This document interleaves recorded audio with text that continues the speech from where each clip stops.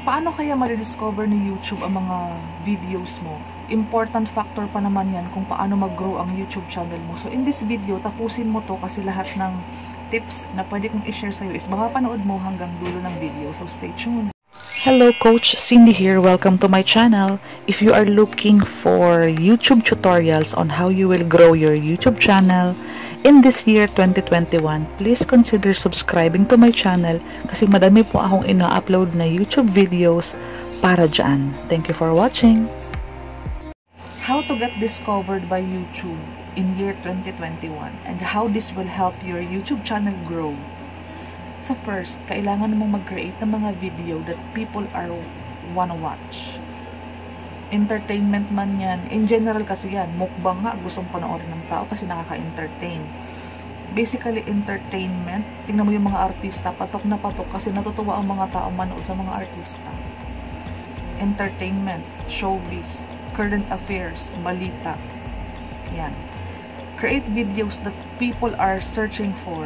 Kung ano ang hinahanap ng tao, kaya pumunta sa YouTube, dapat meron kang entry, dapat meron kang content na pwedeng maging kasagutan sa sinesearch nila. Since ang YouTube is search engine kagaya ng Google, kasi pag-aari siya ng Google ang tao pumupunta sa YouTube para may hanapin, para may itanong. So, kung nagbibigay ka ng mga information tungkol dun sa sinesearch nila, malaking factor yan para ma-discover ka ng YouTube. At makakatulong yan na factor para mag-grow ang YouTube channel mo. And next, create a video that will give answers nga to their questions. How to, paano mag, most popular yan na phrases na unang tinatype nila. How to improve, how to, lahat ng how. Kung sa niche naman natin ng video tutorial, ito nga, how to get discovered by YouTube. How to grow your YouTube channel in year 2021. Yun yung mga how na most likely mahahanap mo sa YouTube channel natin. Kasi ang YouTube channel natin is nag-focus sa tutorial, YouTube tutorials. Okay po? And sunod, you have to create videos about certain topic na super viral online. So, kailangan sumunod ka sa trend. Huwag naman siya lagi-lagi, pero one at a time, pwede kang sumingit. Kasi sabi ko nga sa'yo, ang entertainment is for general talaga. Matanda, bata, kahit sino, kapag nakakita ng trending at may entry ka or may content ka about doon sa trending news, sa trending video, pwede makagain ka ng subscribers at panoorin na yung content mo, and who knows, sino makakapagsabi, baka mag-viral yun. So, ito yung mga ilang factor na pwede mong i-consider para ma-discover ka ni YouTube. At kapag sinunod mo rin ka sa mga factors na to, pwede makatulong ito na mag-grow ang YouTube channel mo. Sa paggawa naman ng YouTube thumbnail, ito siya. Pwedeng ganito. Ikaw, depende sa'yo, pero ako kasi is gusto ko talaga colorful. At mga malalaki talaga ang letters niya. Bold letters talaga ako gumawa. Ito, mga ganito. Ito kasi yung mga for YouTube tutorials ko. Yan. Need more views. Ayaw kita panoorin. Yan. So, kung titingnan siya natin dito, sa description ko kasi kung paano ako gumagawa ng thumbnail. Ang thumbnail kasi, best packaging yan kasi dyan, yan ang kumbaga unang titingnan ng mga nakakita doon sa pag-search nila sa YouTube nung specific topic. Dapat striking siya, capturing, head-turner, colorful, bold ang letters, malinaw or clear talaga yung pagkakagawa, malinis. Less ang graphics para ma-emphasize yung mga letters para mabasa ng mabilis. Minimalist, walang masyadong arte, lalo na sa mga fonts. Direct to the point ang gusto mong ipaabot. Catchy, nakaka-curious. Para siyang clickbait pero dapat hindi clickbait kasi dapat ang title, ang thumbnail, ang description at ang hashtag at ang loob ng video mo is dapat magkakapareho. Tapos, dapat kung maganda sana is kung it is asking a question para lalo silang ma-curious. So, ito yung mga iilang example ko. Ito yung mga, sa standard ko kasi to. Iba-iba naman tayo ng standard, pero at least mabigyan ka ng idea. Minimalist, hindi masyadong madaming kuti-kuti. Gawin mo po, lagi mong ilalagay ang mukha mo para ma-recognize ka nila agad kapag nandyan ang next video mo, nasa related videos or sa lumabas sa homepage, makita agad ng mga nanood sa'yo. Ito, bold letters, bright colors, big letters, walang arte ang font. So, ito, malaking letter, may picture ko, check, malaking letter, yan ang gusto kong ipaabot na content. Ito, colorful, again, andyan yung picture ko. Ito, bold letters, super fast yung keyword na gusto kong ma-emphasize. How to get more views with facial expression, malalaking bold letters, minimalist, walang masyadong background. Ito, white ang background, so na-emphasize yung mga letters. Ito, masyadong bright ang color para striking.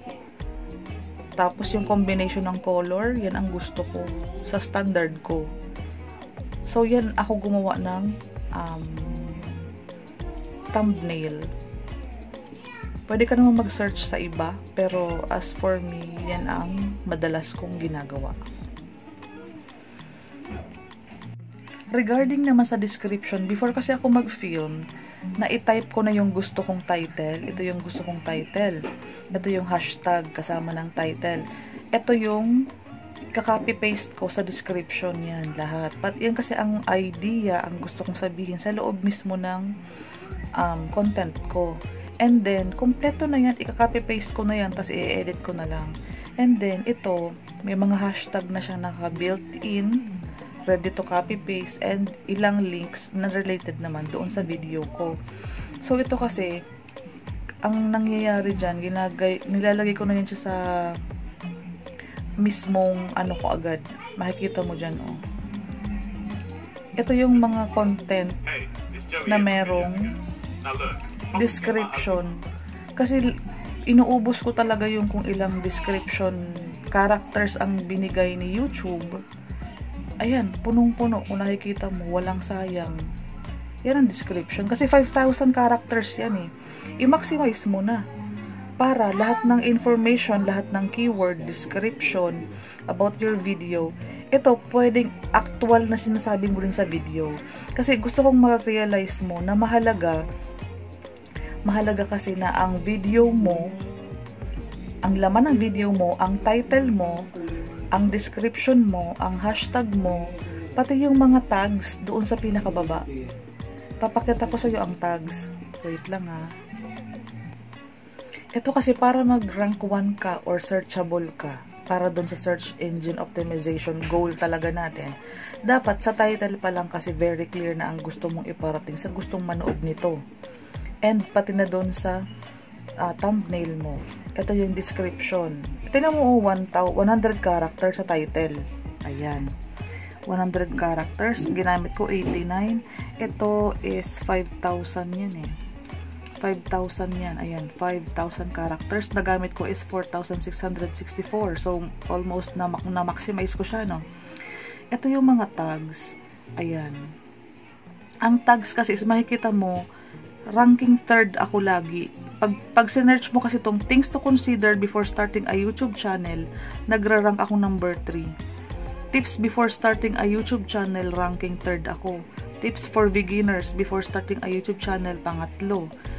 Things you need to know before starting a YouTube channel.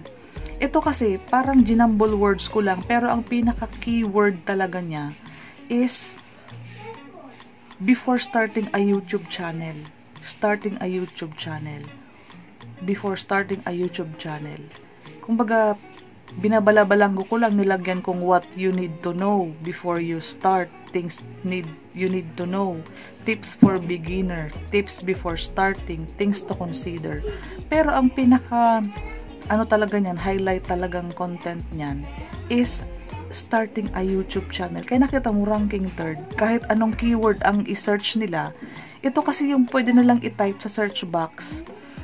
things to consider before starting, lalabas yung video ko.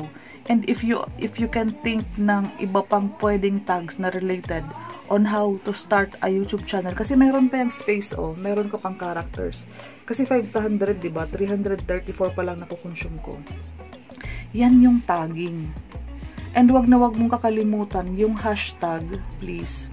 Yung hashtag na included sa description at yung hashtag sa title mo.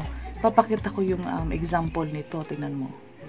Kasi, ayan pag may mga taong na gustuhan nilang i-type or i-click, tingnan mo, pag click mo kasi itong how to grow your YouTube channel in 2020, may mga lalabas dyan, Lahat ng videos ko is searchable.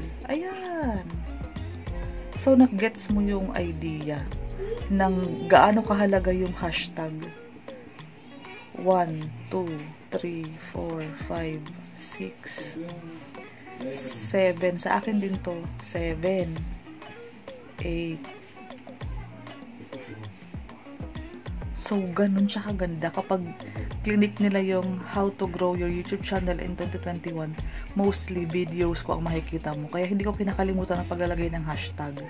In this practice kasi, matutulungan talaga ang YouTube channel mo na ma-discover, pati yung mga video mo ma-discover, yung YouTube channel mo ma-discover, para mapabilis ang pag-grow ng YouTube channel mo. Sana naintindihan mo. Mag-comment ka sa baba kung may mga gusto ka pang matutunan para magawang kita ng video. Thank you!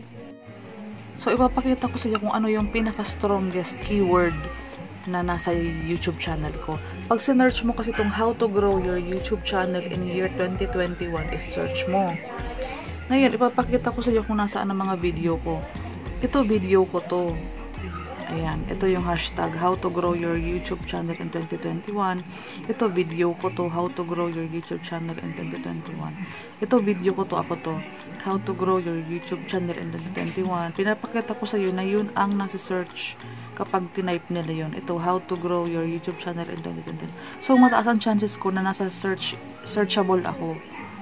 Ito, akin din to. Ayan how to earn. Lagi ko kasi nilalagay ang hashtag. At meron pa akong isa. Ako din to. So, nakita mo, ilang video ko ang makikita mo kapag sinearch ang how to grow your YouTube channel in 2021. Hopefully, yung ibang video ko lumabas din sa ilalim. So, at least happy naman ako sa standing niya kung pang ilan siya. Ulitin natin. Baka sabihin nyo, ginawa ko lang. Isa-search ko to. Ito, search. Check natin. Ayun, balik din. Andyan pa din naman yung mga video ko. Sunod-sunod siya. Siguro meron akong 4, 5, 6 na video ang nahanap. Mommy, look. Thank you for watching.